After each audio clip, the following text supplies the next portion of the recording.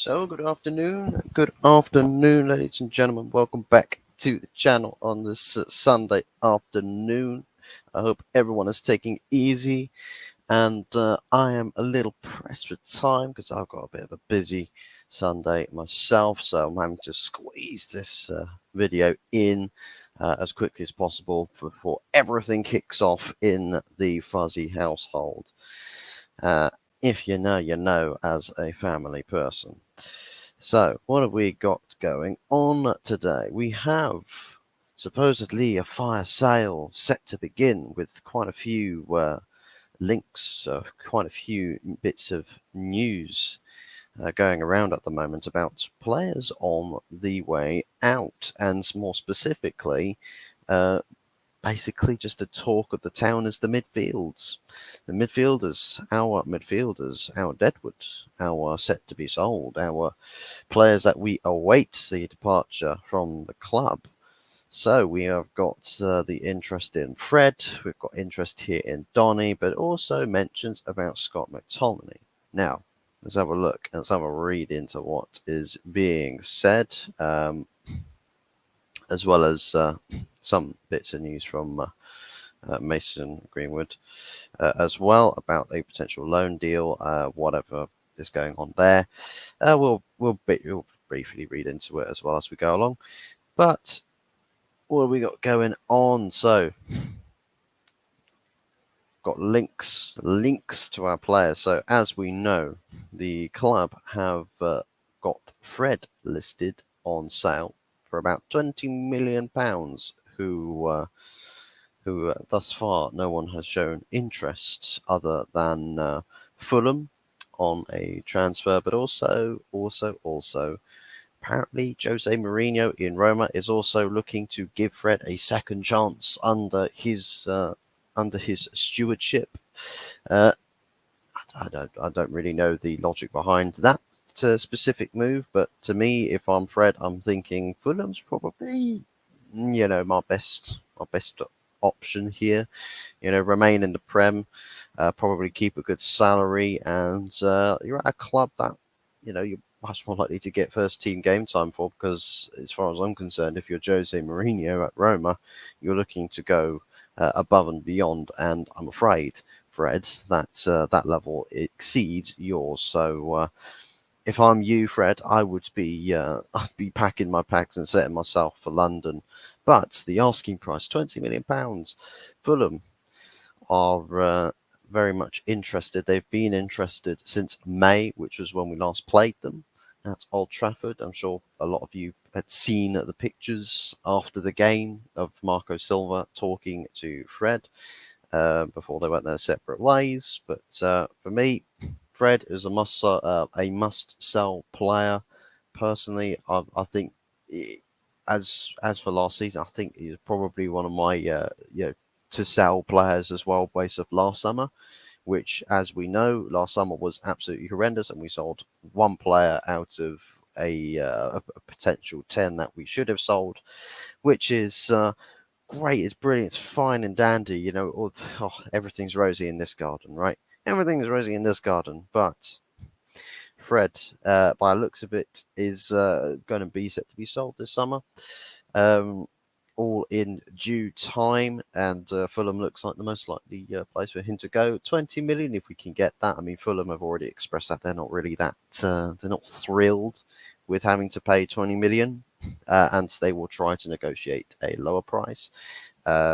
We'll have to see if United cave in to the demands and get fleeced once again, or if they hold strong and Fulham end up being a bit more stubborn and actually paying the asking price. We'll have to see how that story progresses. Set from another midfielder that's been linked with an exit is Donny van der Beek, as we know. I think he's probably feeling a bit more sort of like, wow, I just need a bit of a change, Need a bit of a change in scenery, look to go to a different club and just basically kickstart things from scratch again. Which I don't really blame the guy, because he's had a torrid time with injuries and a lack of game time, I think more so just a lack of game time under Ole Gunnar Solskjaer, which I cannot understand for the life of me why he wouldn't use Donny. Um, and then when he starts to get game time under Erik ten Hag, what happens? Oh, someone goes and gets him injured, and he's out for pretty much the entire season. So we've not actually had a legitimate chance to see just how good Donny van der Beek could have been for Manchester United. We haven't had a single chance. And I think it's probably one of those things where do you test the luck, do you test the waters and try and see if you can, re-spark a bit of magic out of him? Or do you just say, some things you just have to let go of? And I think this, for me, is probably one of those things that you might, as hard as you want it to be, um, you want it to be successful and work out. I think it's one of those things that it sucks. It's a shame that it didn't work out for Donny, but you're gonna have to let him go. I think it's just, you can't really test the luck that he's not going to either get injured again with a massive injury or gets played with a lot of smaller injuries, or if he's just going to end up being sat on the bench for God knows how long and just being overlooked once again. Just can't trust fate with that. And I think it's just the wiser of the two moves to potentially cash in on him. And what's being touted here is that AC Milan are interested, apparently, in Donny van der Beek. Stefano Pioli is a big fan of the Dutchman, and that the Italian side could pay around 20 million euros. So, again, very dirt cheap for a player we paid 40 million pounds for. God. Think about all the losses on the spreadsheets and all of that, right? All the losses, all the red figures that you would see. God, just absolutely disgraceful negotiating that we've ended up having to go into negatives on pretty much every single player we've signed, which is crazy. It's crazy. It's probably only one or two players that we've got in the Manchester United squad right now that we can actually make any profit off of if we do end up selling them, which is just, it is beyond a joke. Take an example, if you look at Manchester City, they could legitimately make a profit on practically maybe like 70-80% of their squad, which is crazy to think of. And they're miles ahead of us in terms of whereabouts their squad is. But for me, Donny van der Beek, I think I think now is the time that you take your leave and wish you all the best and hope that things take off for you in your future endeavours. And if you do end up going to AC Milan, hope it all works out for you there. But yeah, we've got to move on. In terms of the third midfield name that's been mentioned is Scott McTominay, somebody that I cannot understand for the life of me. Like, if ever there's someone who is bulletproof, and I think with the way that he's so well shielded from criticism and how exempt he is from anything that's negative about Manchester United in the press, is that it's just a PR machine. That it literally is just shrouded Scott McTominay and everything, all the bullets, missiles, WMDs are just ricocheting off of this impenetrable armor. I mean, Jesus Christ. I mean, I wish I had Scott McTominay's impunity from anything that's wrong with the world. I wish I had his impunity, because then I could literally just go wherever I want and do whatever I please without consequence, because no one could stop me. I'd be indestructible. Someone might try and shoot me, but what are you going to do? I've got a completely bulletproof armor coating around me, and I'm completely shielded. I might as well, like, I'm surprised Scott McTominay, with how protected he is, doesn't decide to go rob a bank. The guy's probably completely immune from the law as well. He's that protected. I mean, I can't understand it. Like, everyone else outside of mainstream media and the actual club itself, anyone else outside of it can very clearly see, from Manchester United fan base and to every other club's fan base as well. Everyone can see he's an absolute joke of a player. Not to say that he's terrible, but when you gauge just what level you need at Manchester United, this guy, you would struggle to find a team in the Premier League that he fits into. Like you struggle to find a team that he fits into. You really, really do. And seriously, like one or two performances, I'd like. We might as well call them the McTominay, the McSexuals. Let's just call them the Scotty McSexuals. Or the Scotty two hotties. How about that? How about that? How about we give them that catchphrase? You're the Scotty two hotties, right? That you spread your legs every time you see a Scottish flag and think about Scott McTominay. Seriously, he's all over your wet dreams. I mean, get the wet floor signs out, whip them out in en masse, stick them everywhere, issue flood warnings for your local councils because you've just seen a picture of Scott McTominay and your knees are shaking, your knees are weak. I mean, Jesus Christ, if there's one player if there's any player in Manchester United that I think deserve to get sold or better yet, just let go, would be Harry Maguire. The only other player that's on par with Scott McTominay here. And you think about Harry Maguire is such a meme and he's such a joke of a player that you notice it with other countries' news medias, right? When they talk about something that's a joke in their country or something that's like, oh, that's ridiculously bad and all of that. It's the fact that people then use Harry Maguire as the bar to make comparisons as to what's bad. You know you're not doing something right. Let's put it that way. You know you're not doing something right. But Scott McTominay, Jesus, I mean, maybe you're not on the same level as Harry. Maybe you're the next floor up. But I mean, if you're the next floor up, we're talking about a skyscraper of mediocrity that spans 100,000 floors, right? And everyone else is sky high up there. Harry Maguire is on the bottom floor, right? He's on the bottom floor. He's in the most mediocre floor in this tower of mediocrity, right? But Scott McTominay, that guy sits on the floor above him. I mean, Jesus Christ, how so many people are just so like in love with this guy? I mean, Jesus Christ. I mean, whip out the wedding bells with how many people it just feels like in the professional sphere that just want to bloody well marry the guy. I mean, Jesus Christ. Seriously. What's being said here, right, is Scott McTominay's been linked with a number of moves this summer, but MUFC have not provisionally planned for his sale as he is their youngest senior midfield and would find it hard to afford another to replace him. How about I recommend you a name that would directly replace him? Would you like to know? Sean Longstaff.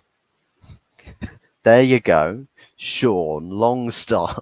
There's your replacement for Scott McTominay. I mean, Jesus Christ. I mean, Sean Longstaff. He ain't that good of a player whatsoever. Like at all. Still better than Scott. Still better than Scott. I mean, at least the guy doesn't tolerate no bullshit when he plays off the ball, right? And if he wants to receive the ball, like he'll make himself available for a pass. Scott McTominay, I mean, Jesus Christ. When Queen wrote the song, The Invisible Man, right, what they did, right, is they looked into the future and saw someone that they could base this song off of, and they saw Scott McTominay, and that's henceforth they wrote the song, The Invisible Man, right? That's where all of that came from. Seriously, the guy's invisible. You can't pass to him on a football pitch. It's no wonder that he appears, he suddenly, the invisible man suddenly goes away and he becomes visible whenever he's going through on goal as a run from deep. I mean, what else do you actually do, for crying out loud? Like, what else do you offer? I mean, man's been played at centre back, which was an absolute calamity. I think Jose just did that for the sake of getting sacked. And then he plays as a CDM, which we clearly know doesn't work. So Ollie decided to play two completely incapable CDMs because they weren't CDMs. But that's the thing. That's the question. What is Scott McTominay? Is he a centre back? Is he a CDM? Is he just a box to box? Is he a number 6? Is he a number 8? Is he a number 10? Is he a right winger? We just don't know it yet. Or is he a striker? Is he the next Wout Weghorst? You know, what is he? I don't think anyone knows. I really don't think anyone knows. I mean, people made the joke last season when he was on international duty when he scored 4 goals in 2 games for his country, and everyone was like, "Oh, we got our new number 9." I mean, I said the same thing. I said, "Oh, look, guys, we've signed a new number 9. His name's Scott McTominay. It's like a new signing, guys. It's like a new signing." I mean, Jesus Christ. Uh, you know, we are in hot mess when we've got a player that everyone in the professional football sphere gets absolutely wet and excited and erect when they see a player that literally nobody knows what his best position is. Nobody knows. No, I'm pretty sure not even in the professional sphere, nobody knows what Scott's best position is. Nobody knows what he does. I mean, you might as well have him offer him to Arsenal. I'm sure Mikel Arteta, Mr. Versatility, would absolutely love to have the versatile Scotsman inside his team because, I mean, that guy will probably end up playing goalkeeper, right back, left mid, attacking mid, defensive mid, and then striker within 90 minutes. Go ahead. He's all yours. Take him. Have him. I don't want him at my team. I don't want him at my club. I want my club to have the best in class. I want my club to have the best players in their positions, right, who offer something more. That's what I want. We are literally housing players that we don't eat, like our professionals don't know what they actually are. So we just assume that they're midfielders, right? We assume Scott's a midfielder. But every time he plays there, he offers us what? One good game out of like 10. One good game in 10. I mean, this is what's crazy. You could probably play Anthony Martial at CDM, right? As a number 6. You could play Anthony Martial as a number 6 and you would get one good game out of 10. So Scott McTominay will probably offer you as many good games as you would get out of Anthony Martial, or better yet, out of Alejandro Garnacho playing as a number 6. And screw it, let's stick Alejandro Garnacho in centre back. Stick him in centre back. That guy still has the same amount of good games as Scott McTominay. Guarantee it. That's how clapped this is. Seriously, that is how absolutely clapped and finished that this whole situation with Scott is. Why we're like, I can't even be arsed with this, right? Like Scott McTominay, like whatever people say about Scott needing to stay at this club, right? You're just towing the propaganda line. Literally, just towing the propaganda line. Trust me, this is Manchester United, guys. This is not North Korea. Scott McTominay is not our supreme leader. He is a Scottish player who's been at this club for too long, right? He's been at this club for way too long, and therefore he should leave this summer. To be quite frankly honest, he should have left probably about 2, 3, 4 summers ago. That's just the reality of the fact. You know, someone please put in an offer for him. Put in an offer for him. I'd almost pay for him to leave. But anyways, that's just me. I don't know how everyone else feels about Scott McTominay. Maybe you love him. Maybe you really do. Maybe you fancy the guy. I don't know. There's probably maybe that's just a sort of that's just your sort of taste. Maybe he's your squeeze. But anyways, let me know what you guys think about Scott McTominay. He's like out of those three midfielders. I mean, who would you sell and who would you keep? Personally, all three of them need to go. But the fact is that is tragic for us is that we're not talking about all three going. We're talking about only one of them going.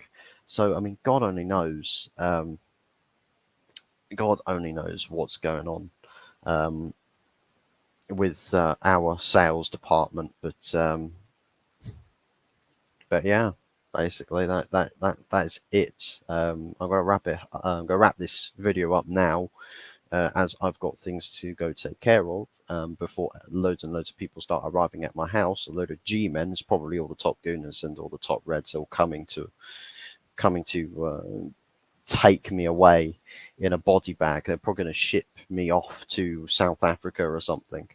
I mean, God only knows what's going to happen to me if they get hold of me. But anyways, I'm going to love you and leave you there, guys. Do let me know your thoughts and feelings on the sale side of the Manchester United transfer window. Let me know in the comments below who you would sell, who you would keep, and do be sure before you leave to smash a like and subscribe if you haven't done so already. And big ups to all of those who are subscribed and those who do. And massive appreciation to all of those who do watch the content. Any form of support is massively, massively appreciated because it helps boost the algorithm. It puts the videos on the map and it puts the channel on the map. So massive appreciation to all of those who show their support in whichever form, whatever form of support that is that you choose to go with. So that's it from me for now, and we'll be seeing you probably later on tonight. I'll see if I can do something later on tonight. But yeah, that is it from me for now, and we'll see you in the next one. Thanks for watching. Goodbye.